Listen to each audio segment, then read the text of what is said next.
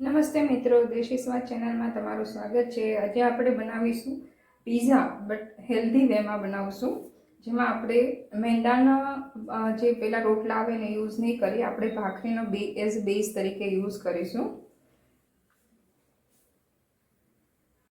આજે આપણે પીઝા બનાવીશું અને પીઝા જે છે એ આપણી ભાખરીને બેઝ બનાવીને બનાવીશું। તો એના માટે મેં ભાખરીનો કરકરો લોટ લીધો છે અને એમાં આપણે તેલ એડ કરીશું મોણ માટે। અહીંયા આપણે ભાખરી ક્રિસ્પી થાય એટલા માટે આપણે તેલ થોડું વધારે એડ કરીશું। મુઠ્ઠી વડે એટલું મોણ નાખવાનું છે આમાં, તો મેં 4 ચમચી જેટલું તેલ નાખી દીધું છે। સ્વાદ પ્રમાણે મીઠું એડ કરી દેવાનું છે।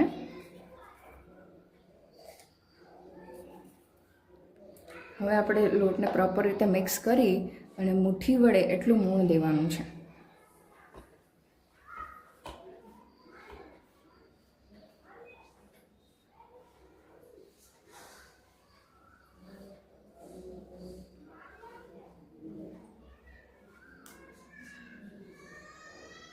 અહીંયા તમે જોઈ શકો છો, આપણે મોણ મુઠ્ઠી વડે એટલું મોણ આપી દીધું છે।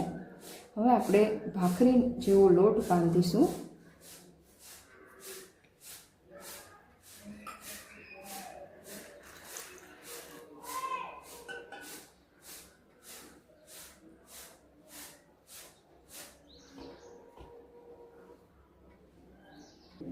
હવે આપણો લોટ બંધાઈને તૈયાર થઈ ગયો છે। આપણે એને 10 મિનિટ માટે રેસ્ટ આપીશું। આ રીતની નોર્મલ થિકનેસવાળી ભાખરી બનાવવાની છે। એકદમ પતલી પણ નથી બનાવવાની અને એકદમ જાડી પણ નથી રાખવાની। હવે આપણે તેમાં કાપા પાડી લઈશું, એટલે ભાખરી આપણી ફૂલે નહીં અને એકદમ પ્રોપર પીઝા બેઝ બને। આ રીતના કરીને હવે આપણે ભાખરીને શેકી લઈશું પ્રોપર। હવે આ ભાખરીને આપણે મીડિયમ ગેસની ફ્લેમ ઉપર દબાવીને શેકી લેવાની છે। 100% કૂક કરવાની છે, પણ આ રીતે દબાવીને શેકીને કૂક કરવાની છે, એટલે પ્રોપર આપણો પીઝા બેઝ તૈયાર થશે।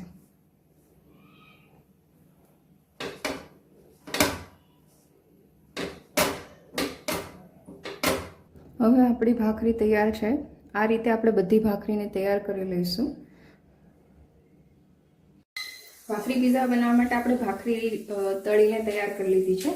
હવે આપણે એમાં પીઝા સોસ એડ કરીશું। આ પીઝા સોસ મેં ઘરે બનાવ્યો છે। જો તમારે એની રેસીપી જોઈતી હોય તો મને કમેન્ટ કરીને જણાવજો, હું તમને પીઝા સોસની રેસીપી શેર કરીશ। આ રીતે આપણે પીઝા સોસ લગાવી દીધો છે। હવે આપણે બાઇન્ડિંગ માટે થોડું ચીઝ એડ કરીશું પહેલાં, તેથી આપણા જે ટોપિંગ્સ છે એ બરાબર બાઇન્ડિંગ થઈ જાય ભાખરી સાથે।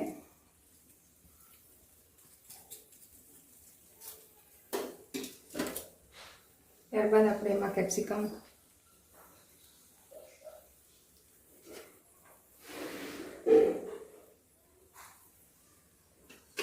ઓનિયન,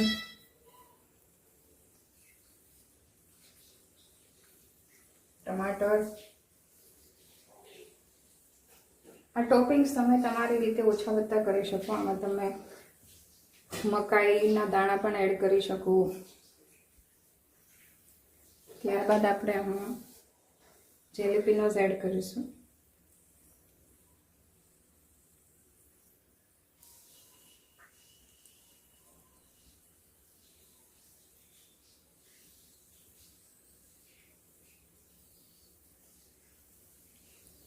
હવે આપણે એમાં મોઝરેલા ચીઝ એડ કરીશું।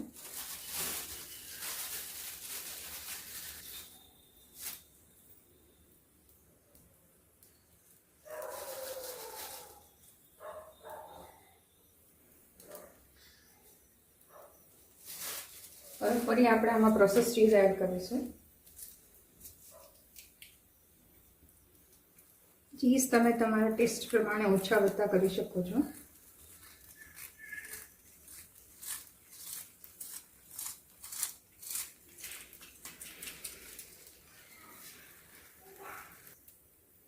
ઓરેગાનો એડ કરીશું।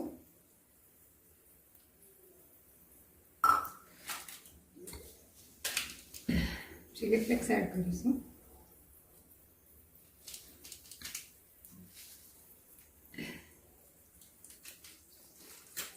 હવે આપણે આને એક ડીશ ઢાંકીને 5 મિનિટ માટે ચડવા દેશું, ત્યાંથી ભાખરી નીચે ક્રિસ્પી થઈ જાય. આ પીઝા બનાવવા માટે આપણે ઓવનનો પણ યુઝ નથી કર્યો, એટલે તમે આને ઘરે બેઠા વિધાઉટ ઓવન પણ બનાવી શકો છો.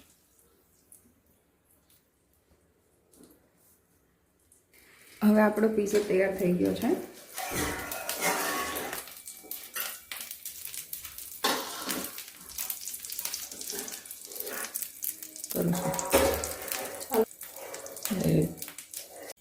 તમે જોઈ શકો છો આપણો પીઝા એકદમ સરસ ક્રિસ્પી તૈયાર થઈ ગયો છે. તો તમને હવે અમારી રેસીપી પસંદ આવે તો પ્લીઝ અમારી ચેનલને લાઇક, શેર અને સબસ્ક્રાઈબ જરૂરથી કરજો. Thank you.